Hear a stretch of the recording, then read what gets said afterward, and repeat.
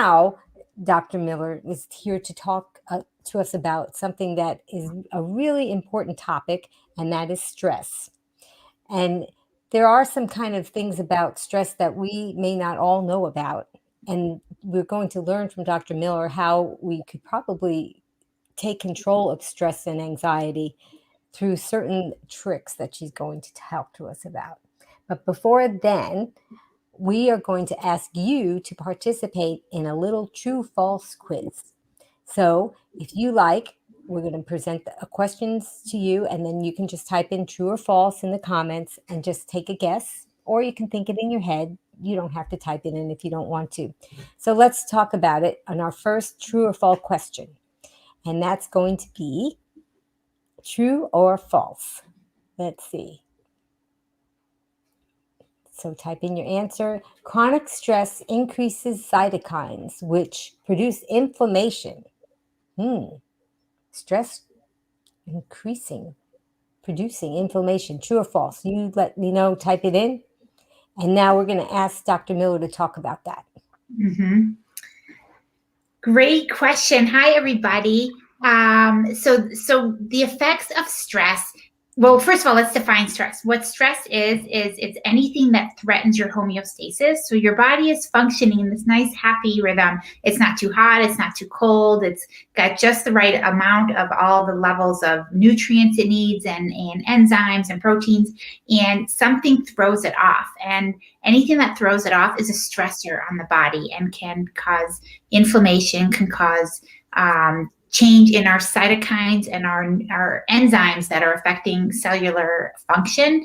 And what there's actually been studies now, and what they did is they looked at caregivers, and it's known that people taking care of older people, sick people, aging people, demented people, that it's extremely stressful for them. So they looked at caregivers and they tested their blood samples, and those who reported the most amount of stress had increased levels of inflammatory markers. So CRP, reactive protein. There are some of the cytokines, such as IL-6, IL-1. These are pro-inflammatory markers that we measure in people. Tumor necrosis factor. These were elevated just in those people who reported the most amount of stress. And what we're going to talk about in a little bit is they worked on some mind-body tricks, and we are able to lower them through some of the stuff that we're going to talk about in a few minutes. Wow, that's really interesting and really exciting that we have something that we can maybe control and take care of. Okay, let's go with our next question. Stress can alter blood sugar levels, true or false? Okay, Dr. Miller. Well, this is so interesting. Any diabetic out there, especially the insulin-dependent diabetic and those wearing the continuous glucose monitors, will know that, yes, this is actually true. And this is true on purpose. So remember the stress. Stress is fight or flight. So if your body is under attack or assault or thinks it needs to do something to survive, it needs to run away, or there's a fire, or there's an animal attacking, or there's a car coming at you, your body goes into fight or flight mode. And one of the things you need to do is run away. You have to have your muscles have to be activated and primed, and you need glucose in your blood. You can't be low blood sugar and go run for your life and get the heck out of there. And so part of the stress response includes glucose is actually being made in the liver. It's being made with gluconeogenesis, it's called, and it's being released into the bloodstream. And so your blood sugar will go up on purpose when you're stressed out. And in back years ago, or in other animals, when they're stressed out, so say you're in Africa and you're a zebra, and all of a sudden a lion is chasing you. Well, that zebra is going to run for its life. It needs blood sugar. It's going to run. So it uses up that blood sugar running around, saving its life. Us, if I'm stressed out because I'm worried about my finances or my family or what I'm going to make for dinner, I'm sitting here at a desk. I'm not using up that elevated blood sugar. What I need to do when I'm feeling stressed is go for that run, use up some of that blood sugar, just like other animals do, and then the stress response will come back down, and I'll have used up that high blood sugar. Wow. I mean, we're all animals, really. That's what we are biologically, and we like to think that things are just controlled by, things that we just a little pill and everything is fine. But there's a lot of things going on in our body system that we really should learn about. And I'm glad you're here, Dr. Miller, to talk to us about that. Okay, so here's another true or false question, everybody. Let's see if you can type in your answer. True or false, laughter lowers stress hormones. So what do you say, Dr. Miller? I think that's so funny. Thank you for that. You actually made me laugh. I hope I'm making everyone laugh. You guys, we have to laugh more. Laugh, laugh, laugh, laugh, laugh. Even if it's not funny, fake a laugh because it becomes a real laugh over time. So just laugh. Crack jokes at things that aren't even funny. Yes, laughter truly lowers the stress response. People who are laughing have lower inflammatory markers, no question about it. And there's actually, I have a couple books, and I'm actually working on writing this chapter right now on laughter as medicine. So it's just as important as eating our good plant-based diets, and we get exercise and we sleep and we laugh. For me, it's part of my day. Like I have to, I think, did I laugh and how hard did I laugh? Those belly laughs that actually hurt your stomach and your face starts to hurt because you're laughing so hard. Oh, the benefits of it. I can't tell you enough how much. And kids laugh like over 80 to 100 times a day. And some adults will laugh like 3-4 times. And during the pandemic, we were doing a survey and I was asking some of my patients and people were stressed out and they were saying to me, I haven't laughed all day. I haven't laughed all day. And, you know, maybe they're at work and they're just doing their thing. It gets harder and harder as we get older. Do we get crankier or things don't seem as funny? I don't know, but bring back that joy. And if you are trying to lower your inflammation or just live a more joyful life, just laugh. Wow. We actually had a video that we put out because a couple of years ago, I used to have a group that met and we had someone do a presentation called Laughter Yoga, which is a thing, guys. It's a thing, and I've done it, and it's so much fun. Oh, it's so fun to laugh, and you laugh at nothing, and you just stand there and you like laugh together, and it becomes funnier and funnier. And by the end, you're hyper laughing at anything, and you feel amazing afterwards. Oh, I love it. Yeah. So it's a thing, and obviously it's working for people. So this is so great. This is just all stuff that's in the air and it's free. So Right. why wouldn't you want to try it? Okay, so we have one last true or false question, and that is stress can increase the ability of chemicals to pass the blood-brain barrier. True or false? Maybe not everybody is aware about the blood-brain barrier, but just give a guess anyway. And Dr. Miller? So this is so interesting. And any of us with autoimmune diseases where we feel inflammation, we can tell you that this is true. So I can tell you as a patient that this is totally true. But now I can also tell you as a doctor, as a physician, as a research person that this is totally true. And a study came out, I believe it was 2017 or 18, maybe 18, 3 years ago now. But it came out, and what they showed is that when people were under stress, and in this case, they looked at marital conflict, actually, which I found so interesting for any of us who ever disagree with our spouses. Now I'm like rethinking this.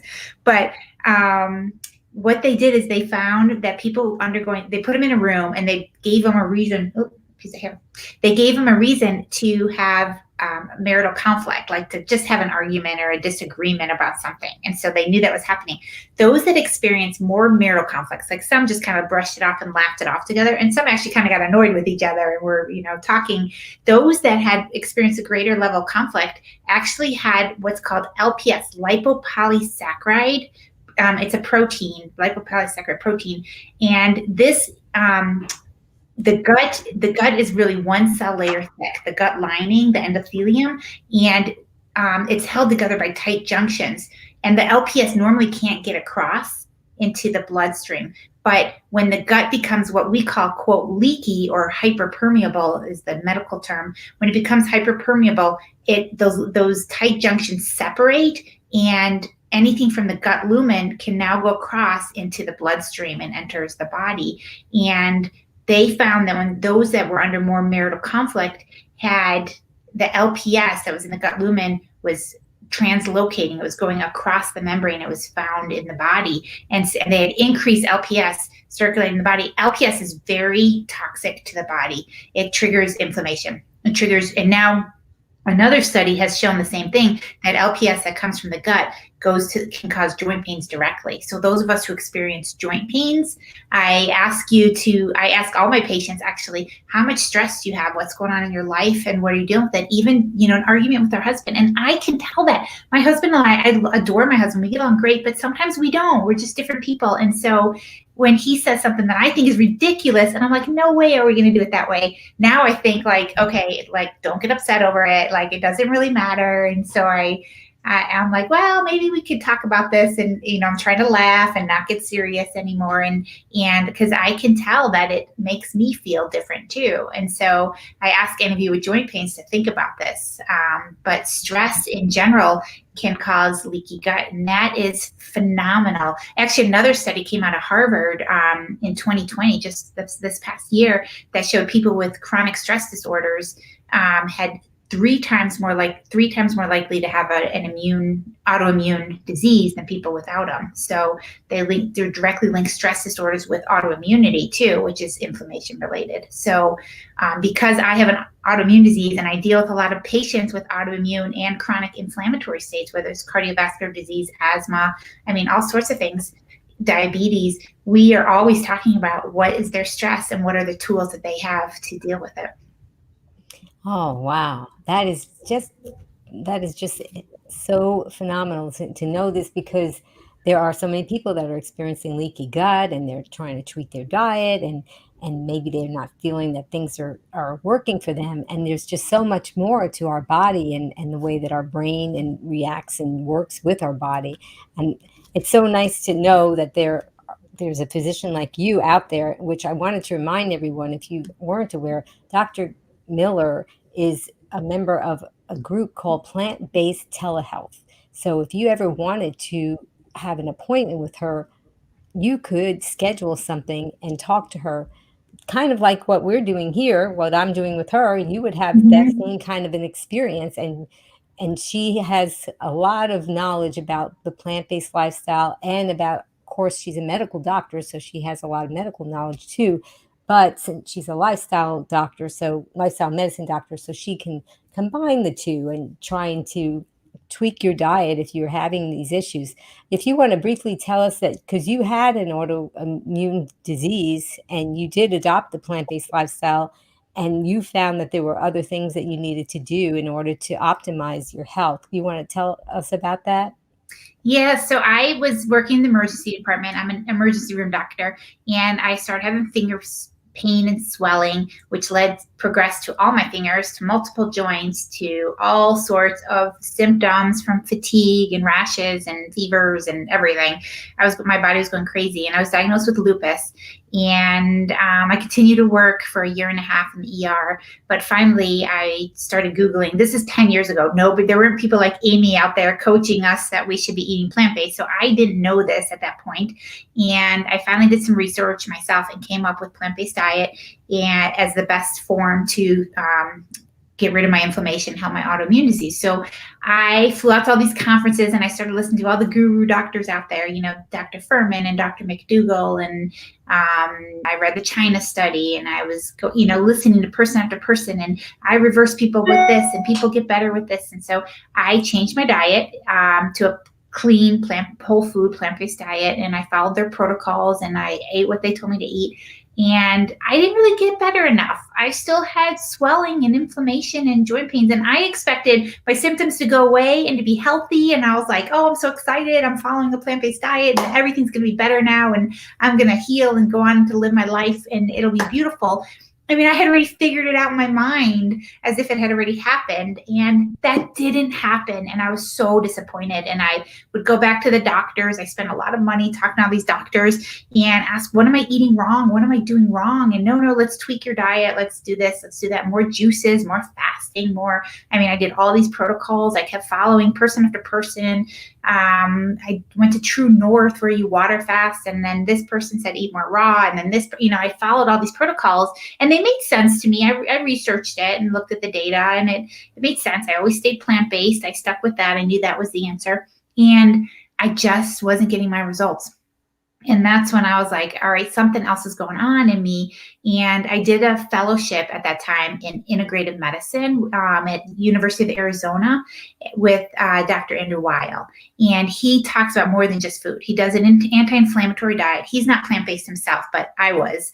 But he talks about more than that. He does a lot of mind-body work, he calls it. And we had, it was a 2-year fellowship, and I did months of it where, we were doing 3 months of meditation every day with an instructor, with a Buddhist monk. And we were doing all sorts of, that's where I call them mind body tricks now. We did activity, and many of them were ancient and I never heard of them. And many of them seemed crazy and far-fetched to me.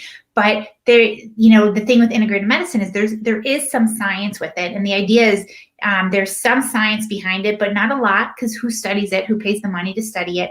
But it's not harmful. And so, I was trying them all on myself, and it was so interesting, the effect that it had. I started to notice a difference. And suddenly I realized that my autoimmune disease wasn't just my food. It wasn't just my food. It was my mind. And I definitely live with anxiety. And those of you with a chronic illness know once we get this diagnosis, it sits on our shoulders and it's always there with us. And so it haunted me. And I was trying to be this healthy, happy-go-lucky mountain girl working in the emergency room. And I was suddenly this sick patient that was scared and had joint pains and felt fatigue and didn't want to be social. And it just changed everything about me. And so working on my mind body, I was able to get the results. And I finally have gotten to where I wanted to be, but it took some effort. And so now when I work with my patients, we work on the diet to put them on a healing anti-inflammatory plan. And we work on their minds to get them where they need to be to actually let their bodies heal. It is just so amazing because I'm really glad that you're bringing your story and sharing it with us, and we talked about this in the green room before the broadcast. It's sometimes I feel sad for people who are in pain and they have these certain diseases that they're dealing with and they have awful symptoms and they're running the gamut trying to find something to heal, and the medications aren't working, and they're just know that things are going to just keep getting decline. And then maybe they stumble upon this lifestyle and they adopt it, and they just aren't seeing the results that they really wish that they could see. And they think, oh, I guess this lifestyle, this diet doesn't do what I thought it would do. And then they give up and then just go back to their old ways, instead of knowing that there is more to it than just diet, especially for people who are having this chronic inflammation and pain. Yeah, there's a lot more to it than just diet. Although diet is important, it's probably the number one thing that I do work on with people. If the diet isn't right, we won't get there. But it's way more than that now. And so part of when I see people, their plan has to do with it. And what I've noticed is everyone is different. So not everyone is going to warm up to the same modality and how to relax that stress or how to get themselves into a healing mindset, as I like to call it. And so that's why we have all these different tricks that people can learn and figure out what works for them and make sure that they do it every day. Well, awesome. Well, I think that you should share those tricks with us, because we're all on the edge of our seats saying, okay, tell us what we need to do. And I love the fact that a lot of the people here may not have adopted a plant-based lifestyle because they may be just tuning in because of stress. And it's going to help them too. And we hope that maybe they'll think about adopting this lifestyle to, as you said, it's not just one or the other. They both kind of have to work together. So why don't you just get started and tell us about your Jedi mind tricks? Yeah, I call my mind body Jedi tricks. And so these are the tricks that we have control over. And how I first started really delving into this was I noticed so many of my patients would come see me. This is when I had a brick and mortar office and I was doing lifestyle medicine in Aspen, Colorado. And people would come to see me and their blood pressure would be high. And they would say, oh, I have white coat syndrome.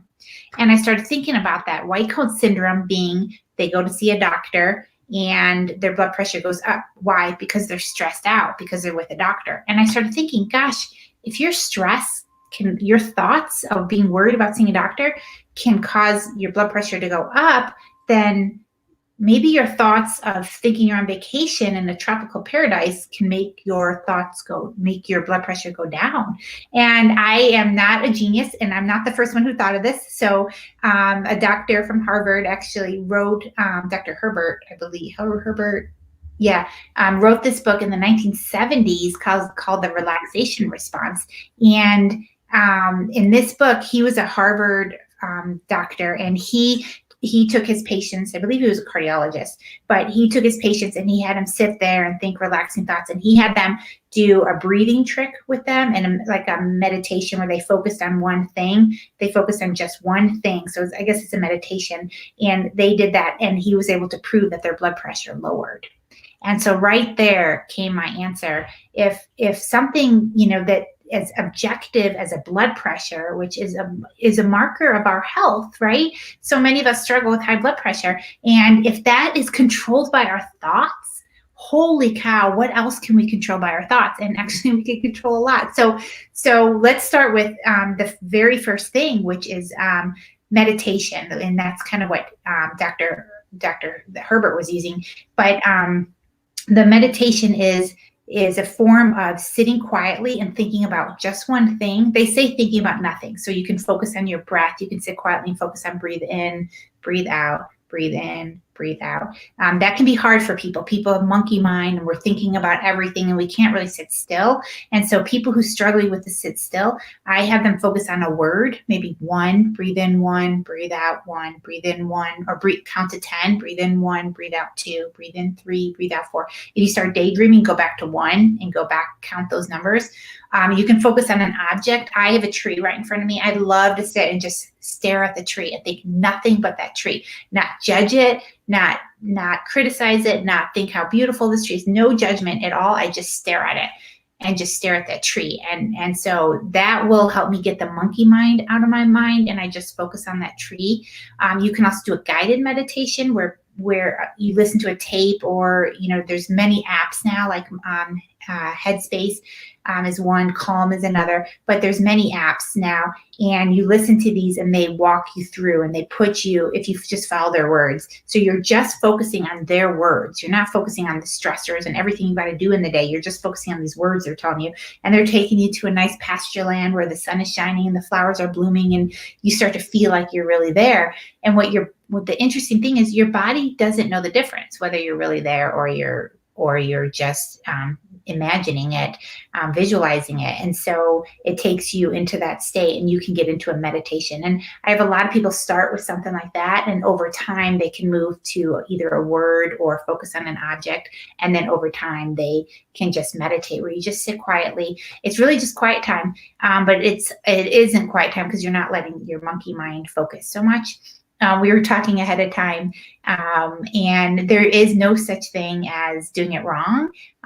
So you just kind of do it. And if you feel like you have too much of a monkey mind that's bugging you, try focusing on a word or an object. But there's no such thing as doing it wrong. And it is called a practice because it takes some time to get used to just sitting quietly. And we're trying to keep an empty mind, but remember, it's our mind's job is to think. And so your mind is gonna think. That's what it does. It's like telling your heart to stop beating. And so, but the goal is to keep out all the noise for a little bit and just have that quiet time in your mind. And so there's these tricks such as focusing on an object, or, some people put a candle there or some prayer beads there or something like that and focus on that, or some flowers, or focus on water if you have that nearby. But just focusing on the one object will help get anything out. So meditating every day has been shown to lower stress hormones. What I love about it is if you meditate every day in the morning, let's say you do 15 minutes daily, and later on you have a stressful day, and normally you would get hyperactive or hyperreactive, where you get upset fast, or you fight with your family, or your kids are driving you crazy, or whatever stressor happens in the day. People who meditate have been shown to not react as much, to stay calmer all day long. So even though it may seem like, I got to spend 15 minutes every morning, this is so tedious, I got a million things to do, that time in the morning pays dividends throughout the day. The more you do it, the more it keeps you calm. And there's online classes. I trained for it and took months of classes, practicing my meditating and learning tricks and things to become a better meditator. But it really keeps you calmer. So if people find they have white coat hypertension, or they feel anxious during the day, or they're hyper reactive, or you react really quickly and get upset so fast you don't mean to, it just happens. Well, meditating is your answer to that, because it calms you down. You can start with as little as 1 minute a day. So don't let time be your excuse. And then I would say prioritize it. Try to work to 5 minutes, and then try to work to 10. And then ideally you'll do 15 or 20 minutes at a time. And you can do it once or twice a day. 20 minutes twice a day is the optimal, but most of us can't do that. So find what you can do, what you will do. And the last thing I say about meditation, if you're starting a meditating practice, is commit 100%. 100%. There's no 99% commitment. It's not enough. So if you say, I'll do it 6 days a week, well, you're going to stop right there. You're already saying you're going to fall off. But if you do it 100% every day, you have to do your meditation. You'll stick to it a lot easier than if you allow yourself in a single day to fall off. And so I stick to mine 100%. Some days it's a minute, 15 to 20 minutes, but on that crazy busy day, it's a minute. And sometimes it's a little bit later because I had to get up and run off to something. But then I'll sit down and do a few minutes later on, just that time where I sit quietly and have my own little area. So those are my tips on meditation, just to keep it, get a practice and get it started. It's one important tip that's been clinically proven to lower stress markers.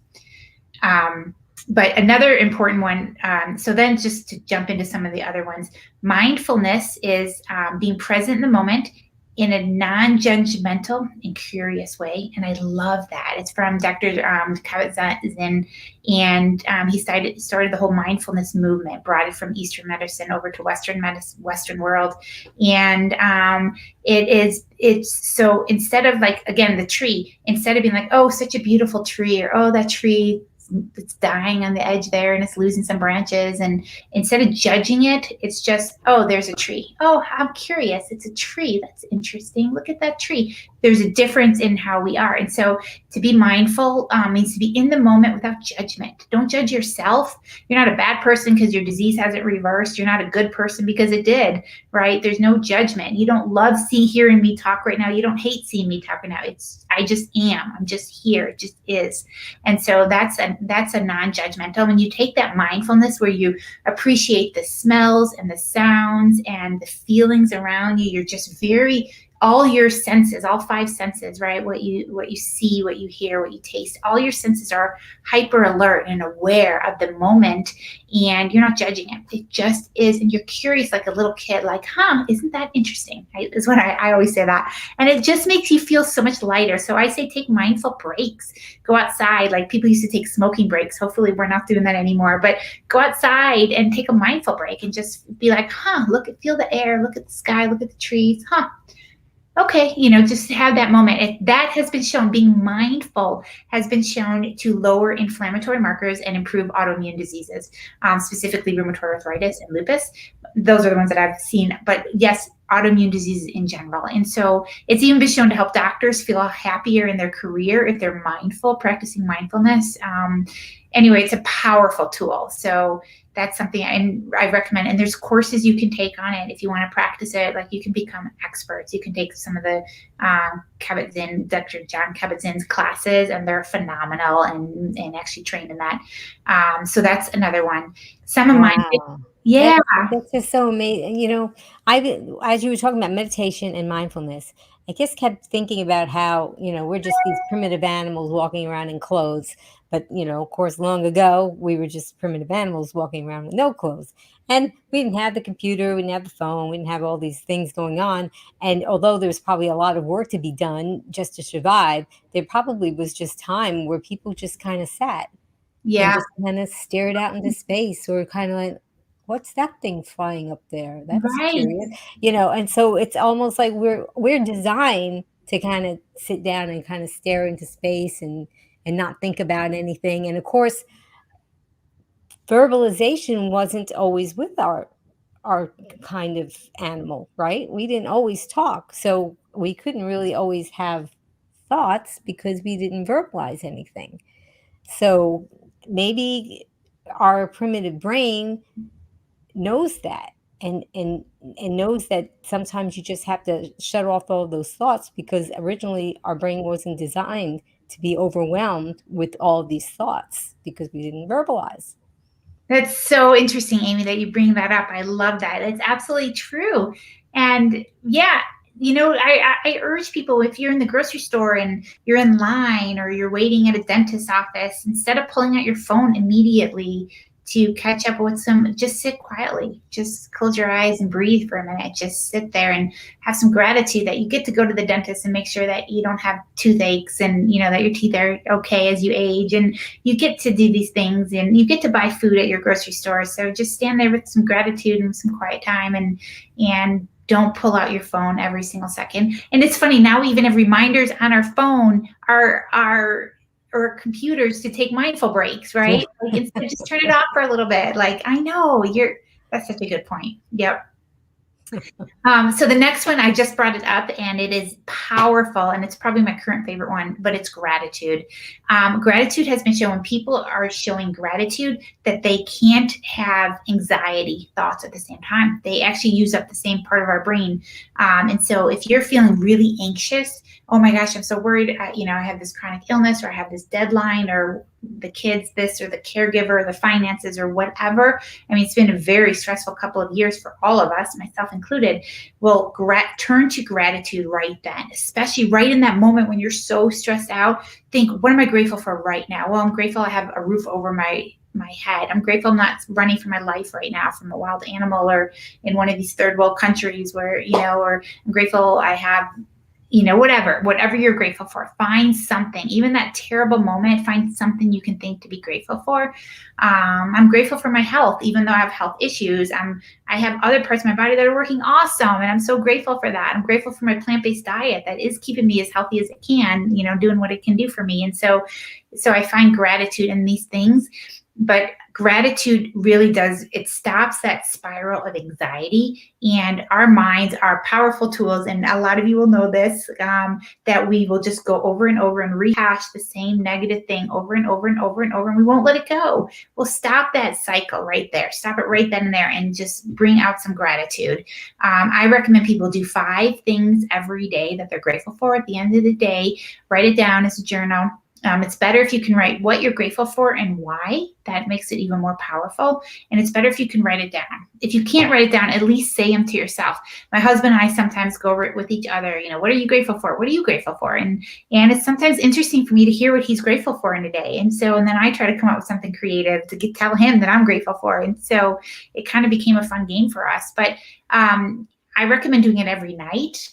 Every morning if you want to, and do it during the day when you feel stressed. Just, go out in that moment. My mindful breaks are now gratitude, a moment or two of gratitude, and it really turns things around quickly. So I recommend taking that, especially if you're someone who feels a lot of anxiety. Wow, that is such a good trick. And I didn't know that you couldn't do the 2 things at the same time. So we just, I guess, and I think keeping that journal is a great idea, because sometimes you really might face something in life that you don't want to think about the things that you're grateful for, because right now things are not good, and you're very stubborn.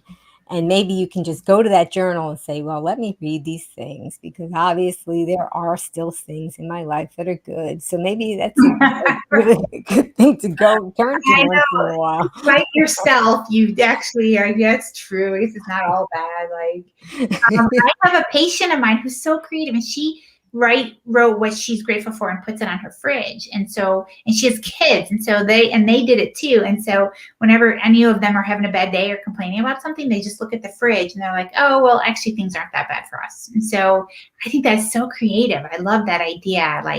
Post it, tell the world, share.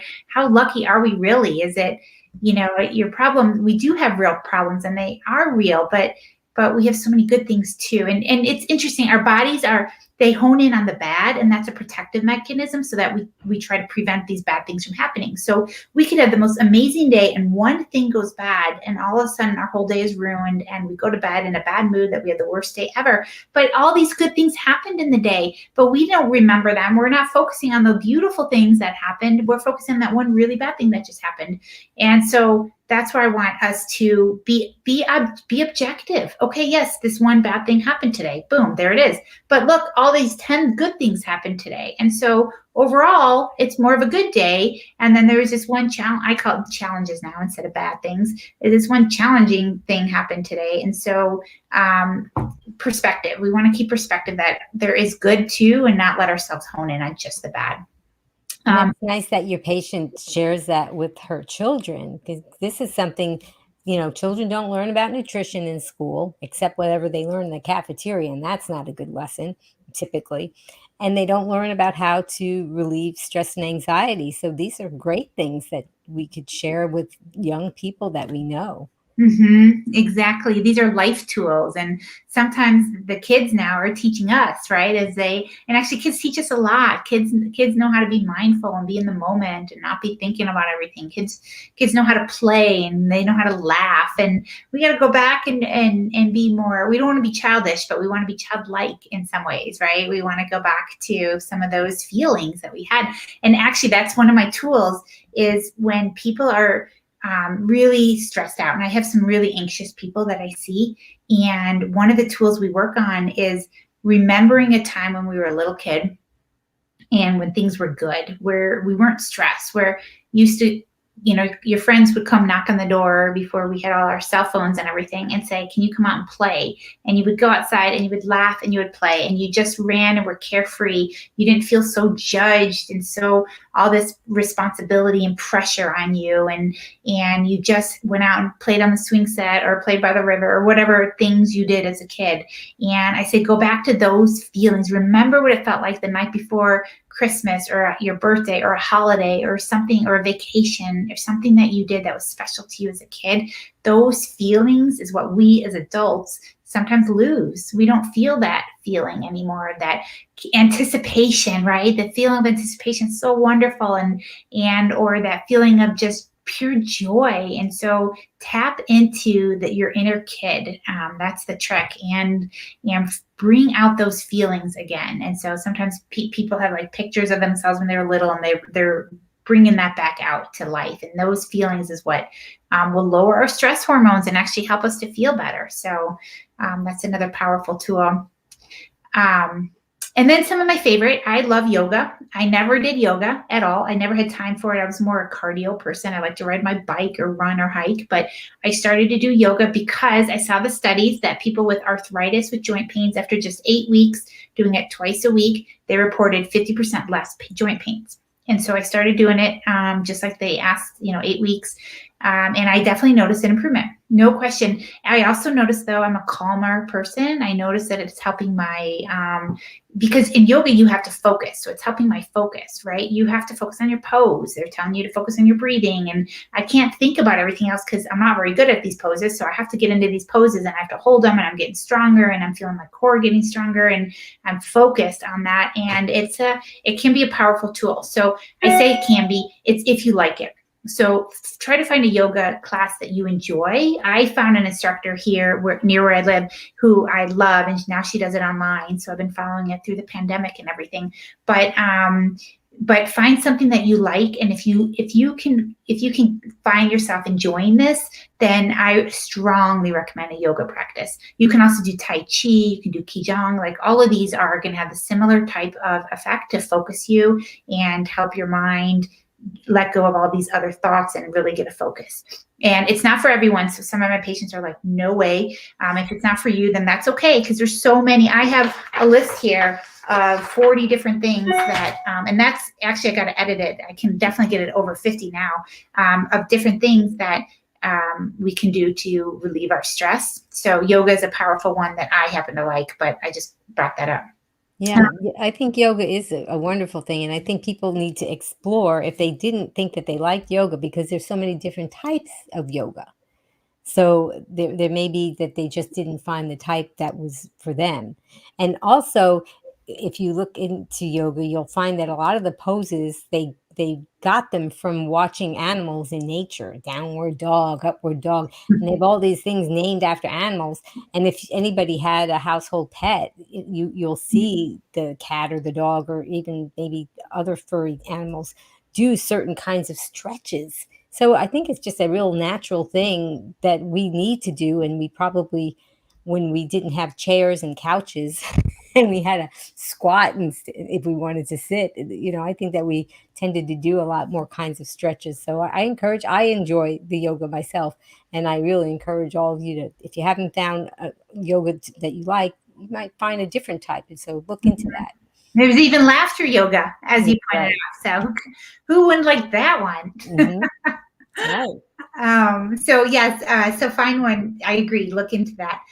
Some of the other things that I like to share are breathing tricks. So one of the breathing tricks that I learned in my integrative medicine fellowship is a 4-7-8 breath technique, and that is you breathe in for the count of 4, you hold for the count of 7, and you breathe out for the count of 8. And you're purposely breathing in, you're breathing out twice as long as you're breathing in, which is not normally. Normally we breathe out really quick and short, and we take little breaths in, little breaths out. We breathe in these little breaths.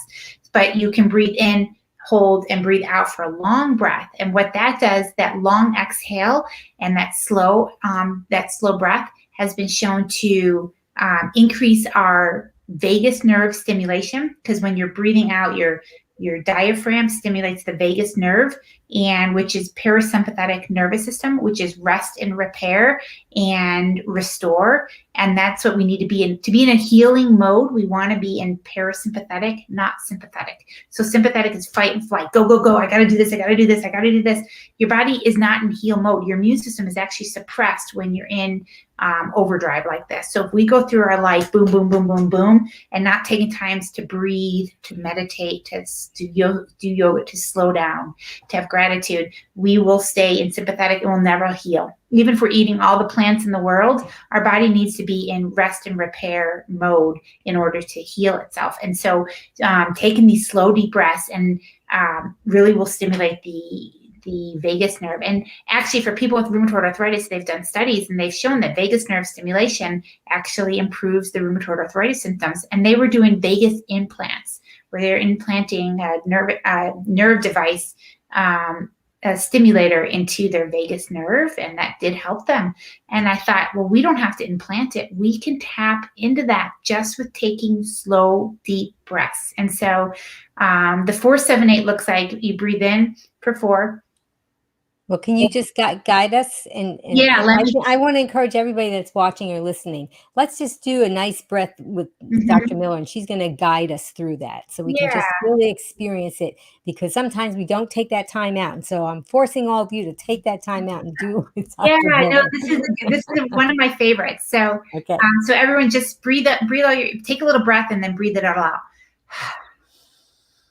And then breathe in, 2, 3, 4, and hold. 2, 3, 4, 5, 6, 7. Now out.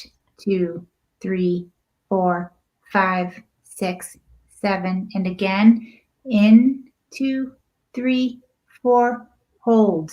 2, 3, 4, 5, 6, 7. And out. 2, 3, 4, 5, 6, 7, 8. So that's 2 rounds. I feel different. It's amazing. Just that short amount of time that we spent following you. Yeah, it's really powerful. And that was 2 rounds. What I recommend is 4 of them in a row, and to make sure you're sitting if you do it, because you do breathe off all your carbon dioxide, so you can get a little bit lightheaded initially when you're first doing it. So if you feel a little bit of lightheadedness, that's normal at the beginning. But you do 4 rounds, and that takes 1 minute. It takes a minute. And so what we just did was like 30 seconds, or actually even a little bit less. And so it doesn't take very long. And so when you feel yourself hyperactive, or just the noise, the craziness, everything happening around us, We just take those breaths, and it slows us down. It stimulates the vagus nerve. It puts you into rest and repair. And if you do that throughout the day, you will be more in a healing phase than if you don't do that, if you don't take the time to slow down.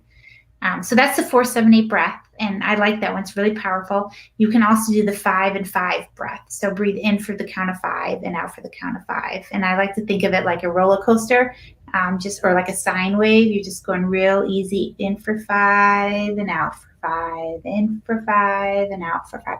And if you do that 6 times, that's 1 minute. So either one of those breath techniques are powerful tools, and will help put you back into rest and repair and restore mode, which is what we want to be in throughout the day. We're supposed to be in balance between sympathetic and parasympathetic, but I have patients come in who have short, shallow breaths. They can't even take a big breath anymore because they've been so anxious. And so we all want to take time to take those big breaths, work on it, slow down.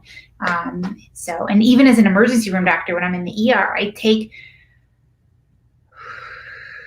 as I'm washing my hands in between patients, so it resets me.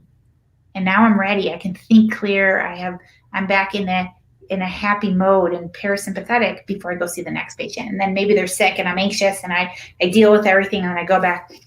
I think every patient deserves me being in a nice parasympathetic where I think clear. I have, I'm focused mindset before I go in and see them. So wherever you are in your life, I urge you to take on breath work as part of your mind-body tricks.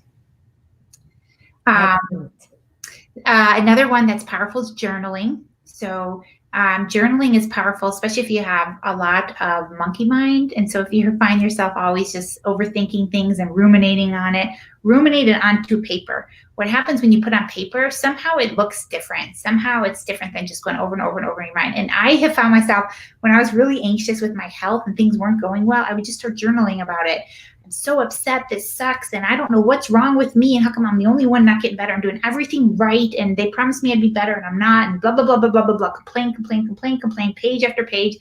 And all of a sudden I just was writing, and I was like, wow, I'm really negative, aren't I?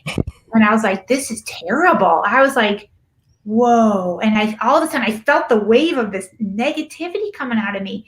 And so then I was like, drew a line. I was like, but I'm so grateful that I'm right here where I am and that I have a brain on my shoulders and I'm going to figure out how to get myself better, and that I have people, my friends supporting me and my family who love me, and I'm so lucky. And I changed it into a gratitude thing. And then I started to, and as I was going through gratitude of why I'm so lucky after all the how negative I was, then I started to come up with solutions. Okay, well, I'm going to keep on with my green smoothies, and I'm going to now look into, this and this. And I came up with, and so somehow putting it on paper made it seem more real. And then I was able to look at it like, whoa, I don't want to be that person. That's not who I am. I'm not a negative person. And so I urge you to journal. You can do it first thing in the morning, and they call it morning words, where you write down whatever, wake up, write 3 pages every morning, and you get all the kind of junk out of you, it's like they said, and then you're like clear, you're more creative person, you're more yourself.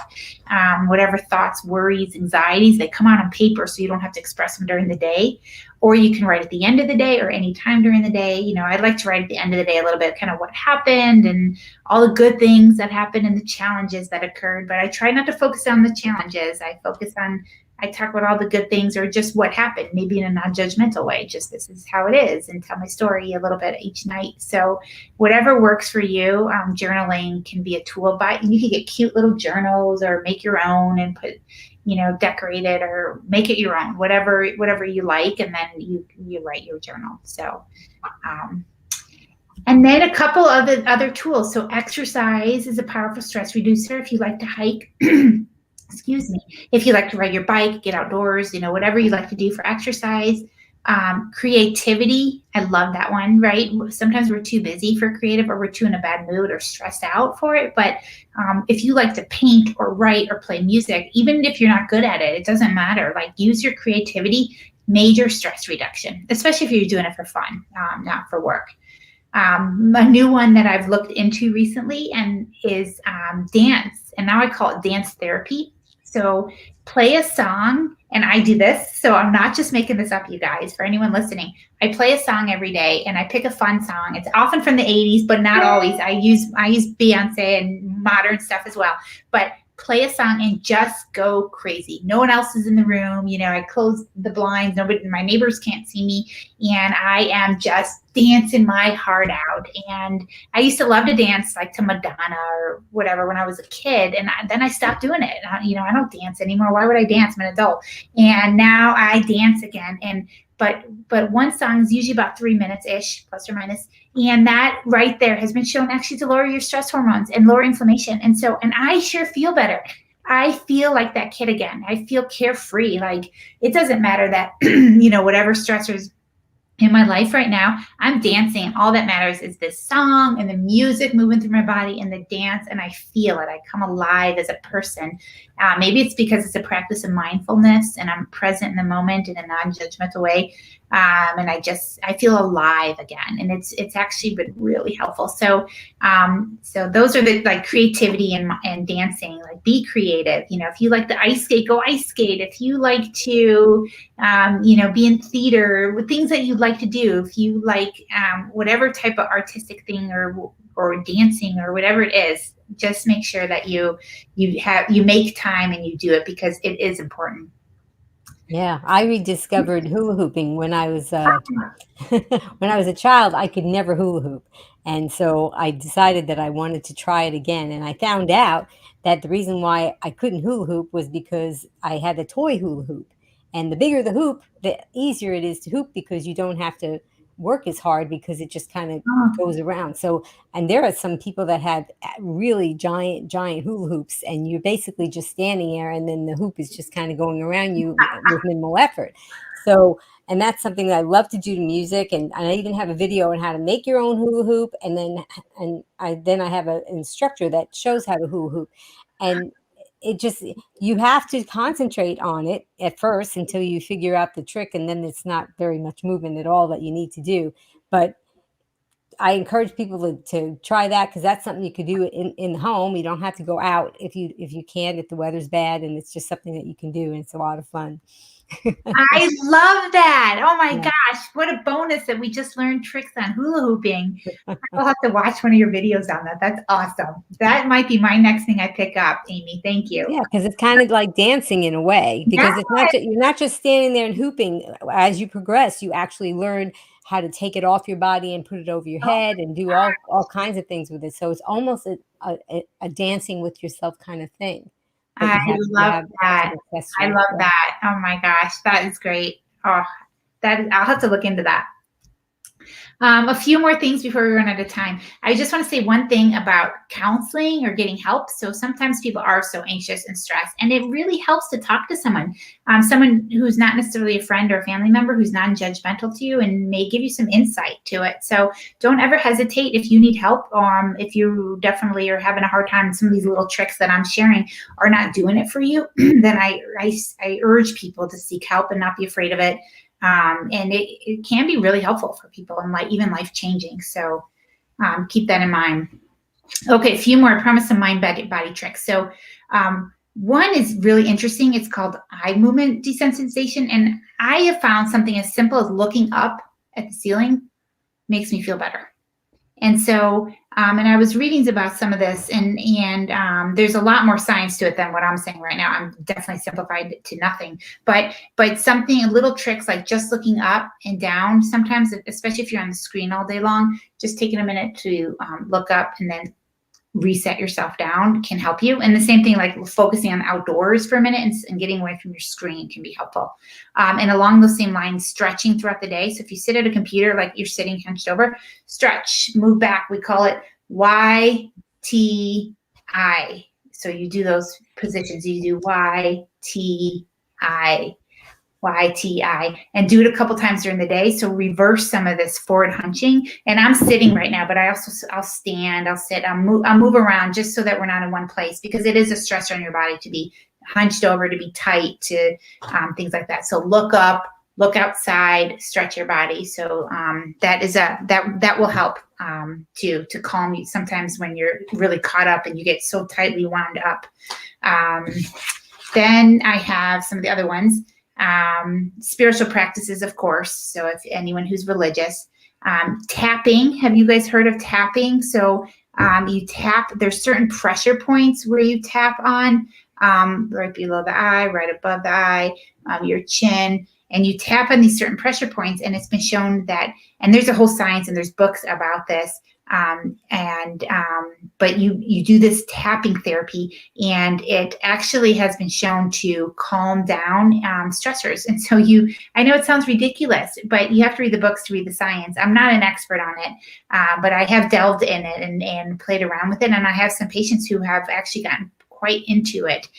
So tapping therapy, it's an old science, and but it's hitting these pressure points that actually calm you down. And so I urge you to look into that. What else? Sex actually can be a stress reducer. So if you find yourself stressed out, and also the intimacy, if you're lucky to have someone that you're intimate with, and then to have sex with. So, especially if you can enjoy, and it's someone that you care about and that you love. So that's a good thing. Another big one is nature. Get outside in nature. And I say that to all my patients. What's your outdoor time? Just getting outdoors is counts, and time in nature is bonus. So if you can be near trees or river, or mountains or trails, bonus points for that. But get outdoors, look at the sky, feel the fresh air, get away from the indoorness. Sometimes the stress is just being inside. And so get away, get outside. That's a big one. Our rhythm, so your body is rhythmic. So getting on a rhythm really helps us. So eating breakfast, lunch, dinner around the same time, going to bed around the same time, getting up around the same time, just having a little rhythm is going to help your body fall into it instead of being a stressor. Different times eating, different times sleeping, that's stress on our body. So the more you can make things easier for your body, it'll get into a little more of a rhythm.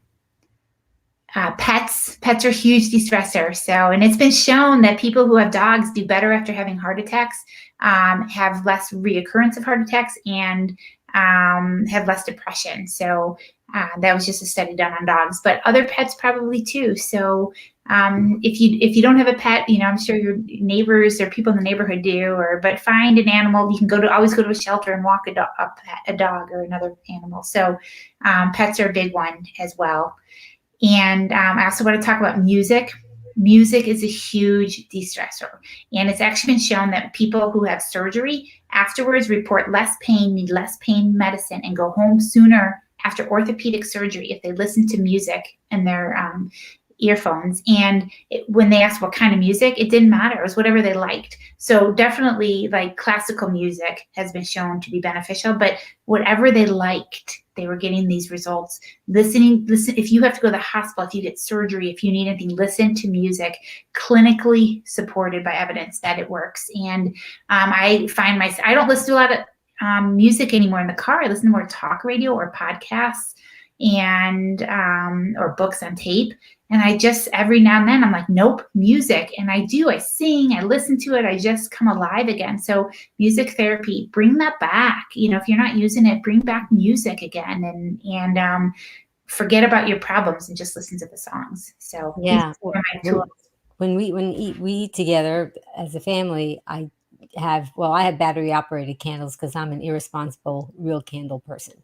So then they're on timers. But anyway, we light the candles, and we also have nice dinner music in the background. Mm-hmm. And it really, I think it just at dinner times, you really need to just kind of relax before you start eating, because we're just used to shoveling.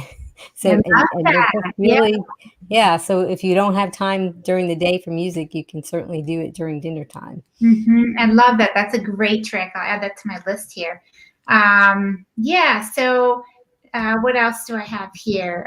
Passion. I wrote something that whatever you're passionate about, and that can be, any cause that you have or volunteer work that you do, or things that you are very passionate about are going to help you not feel stressed because you're focused on that than everything else going on around you. And building up that sense of passion will help you get a sense of purpose, which is going to help you feel more alive, which is going to help, sometimes our sense of worry and anxiety, and hence our increased inflammation comes from our loss of sense of purpose if we don't feel well and we're not doing as many things. So if you can, if you can volunteer, if you can contribute in some way or do something that you're passionate about, that is important actually. And I urge you to do that again. Very good advice, especially for people who may have retired. That's something that they should probably consider because it's a big life change. Absolutely. Absolutely. And then I'll just finish up with a few last ones. So tea ceremonies are very helpful. So drinking an herbal tea or just drinking hot water with lemon in it, or I do hot water with cinnamon sometimes, or hibiscus or a little cherry or something like that. I do hot water with fruit in it. It's sometimes at the bottom, so you get that flavor. But tea ceremonies have been shown because just the act of even just pouring the tea and then letting it steep and having the warm glass and then sipping it, especially if you can do it in a mindful moment where you have a moment to just be and then sip your tea, that type of thing. So that can be a great stress reducer. Hot showers and hot baths. So if you enjoy soaking in a bath, and that can be a powerful stress reducer, you can use those Epsom salts and the relaxing salts and listen to music, and but also a hot shower if you don't enjoy the hot bath. So a hot shower can also calm your immune system down if you allow it to. If you take that moment to just be mindful and let the water just kind of rinse over you and feel the cleansing of it, and it can help calm you down. Lots of apps out there these days. One of my new favorite ones is one called Unwind by Dr. Judd Brewer. He's a psychiatrist, and it helps you when you're in your head. He gives you tools to how to get out of your head, to how to kind of calm down, to break the moment. He does different things like body scanning when you're going to bed. So you think about relaxing your toes, relaxing your feet, relaxing your ankles, relaxing your legs, all the way up your body. And he walks you through it for like 10 minutes. So it helps calm you down, and then it shuts off so you can go to sleep. So things like that. But he gives you all sorts of tools, and he reminds you throughout the day, little reminders to unwind. And whether you do a breathing trick or you do a meditation trick or a mindfulness, but to help you over time. Remember, these are practices, and it's over time that you really start to notice a difference. And you will. I do. I'm such an anxiety provoking person, and I've noticed differences, and so I urge people to pick up some of these and do some. But Unwind is one of my favorites. Headspace is a very well-known one that you can try. It's a good app. Calm is another app that you can just get on your phone. Heart Math is another one, and I really like that one for people who want more scientific proof of it. It can actually measure through your breathing, your heart rate variability, and if it matches up with your breaths, and it can look at how much sympathetic versus parasympathetic you are. So if you're living in a sympathetic world, you're going to have very short heart rate variability, very low, and we can see that in people. And so we work on, excuse me. We work on tricks with them to help people increase their gratitude and their breathing and things like this. And we see increased heart rate variability, where they now have more parasympathetic, causing more beat-to-beat discrepancy, which is good. You want that beat-to-beat discrepancy, which means you have more vagus nerve involvement. And so we see improvements there. And so some people want scientific evidence, like, I'm not stressed out. And then we hook them up to the monitor, and sure enough, they are very sympathetic. They just live at a baseline. They don't even realize it anymore. And so we work on this, and people have noticed real differences. That's been great. So that's a tool, and you can look at it. You can get an app right on your own phone. So those are some of my favorite apps too. Wow. I mean, you have such an enormous toolbox. And I think that for some people, they might have heard one or two of those things that resonated with them, or maybe one or two of those things that they said, oh, no, that's not for me. And you gave us so many suggestions that there has to be something that somebody out there has been thinking about and saying, maybe that one would work. And we can vary and try the different things. And I love how you said that it is a practice, because I have found that, many things in my life when I'm trying to do meditation, especially because I think I'm the monkey brain too. I just try to keep my thoughts from wandering. But I think over time it does work. But basically, you're just saying we're not taking enough time out for ourselves. Mhm. And there's no way that your body was designed to be on all the time. And sometimes you just kind of have to find a way to make it shut down, and maybe then that will help with some healing. There's a lot of people out there. I think that those that are watching or listening, if you are experiencing any inflammation, any pain from these things that Dr. Miller was talking about, these are things that could, as an adjunct to a healthy lifestyle, that could really make a difference. And it's so nice to know that you are a plant-based telehealth doctor. So if somebody, and you could cater these things, is that right? If a patient comes to you and they had certain symptoms and they didn't know what to do and this isn't working, and you could help them. You want to talk about that? I can't. I would love to. Yeah, thank you. So we get patients at Plant-Based Telehealth, and when they come see me, I send them a comprehensive intake form, and they fill that out for me, everything about them. I want to know everything about them, and then I look at it ahead of time before our visit, and we go over it together. And so we tease out what's going on. We'll check labs. So if they're plant-based already, we can check nutrition labs. Are they getting enough iodine or omega-3s, B vitamins? And so and there's some abnormalities even in plant-based eaters, or if they're not, and if they come in with inflammation or this or that. So I can check labs, and I can order medications or prescriptions if people do need it. Hopefully we're working on getting people off it a little bit more, but which is what I love to do, help people decrease their medications. But sometimes, people need a little bit, and so it can help with that too. And so we do regular medicine, and I also, I love doing stuff with inflammation and helping get those inflammatory markers down and resolving that inflammation, those chronic diseases like heart disease and autoimmune diseases and diabetes and weight loss and asthma. Like, I love helping people with that because I see a difference. We see a difference, and it's great. So. And what I love about the plant-based telemedicine is that you don't have to buy a membership and pay, every month or whatever.